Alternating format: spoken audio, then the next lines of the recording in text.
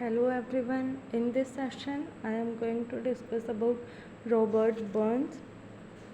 Robert Burns was born on 25 January 1759 and died on 21 July 1796.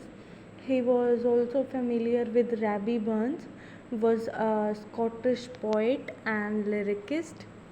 He is regarded as a pioneer of the Romantic movement, and after his death, he became a great source of inspiration to the founders of both liberalism and socialism, and a cultural icon in Scotland and among the Scottish diaspora around the world. Celebration of his life and work became almost a national charismatic cult during the 19th and 20th centuries, and his influence has long been strong on Scottish literature. In 2009, he was chosen as the greatest Scot by the Scottish public in a vote run by Scottish television channel STV, as well as making original compositions. Burns also collected folk songs from across Scotland, often revising or adapting them. His poem and song Auld Lang Syne is often sung at home the last day of the year, and Scots served for a long time as an unofficial national anthem of the country. Other poems and songs of Burns that remain well known across the world today include A Red, Red Rose, A Man's Man for a That, To a Louse, To a Mouse, The Battle of Shamrock, Tam O'Shanter, and A Fond Kiss. He was a great lyrical poet, he was a great romantic poet, and he was also known as a poet of freedom. Burns wasn't just known for his poems, he was also a fruitful songwriter, and we often remember songs more easily than we do poems. He adapted the world of old Scottish folk songs and contributed over 300 songs to the Scots Musical Museum. He is celebrated as the people's poet. Robert Burns is a significant figure in British Romanticism who is unique in his specific attention of carrying on the oral tradition.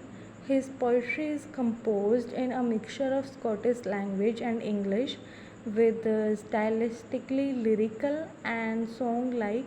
The subject of Burns' poetry widely ranges from the most sentimental emotions to the most spirited political issues. Burns was a pioneer of the Romantic movement like Wordsworth, Coleridge, and Shelley.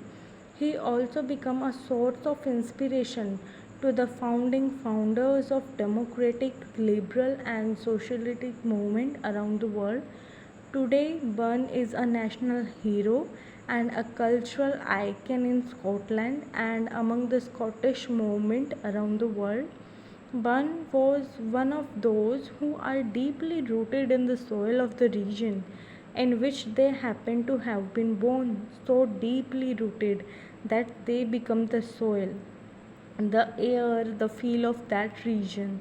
He never portrays in his poetry and scenery for him all the variety of subjects and style, modes and method. There is an essence of the life and temper of his country which Burns represent, and this essence can be described as the freedom of the natural soul.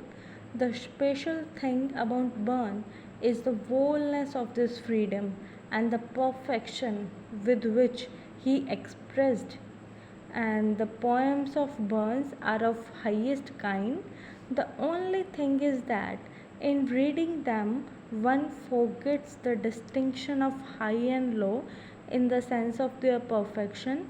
These his poems show us not only the freedom but the natural soul itself. The only thing is that his morality is high and imaginative, not that of custom and comics. So, after that, we will discuss his poem The Quarter Saturday Night, The Jolly Beggar, and Holy Willie's Player, which were in our syllabus. I will discuss these in next video. Thank you so much for listening so carefully.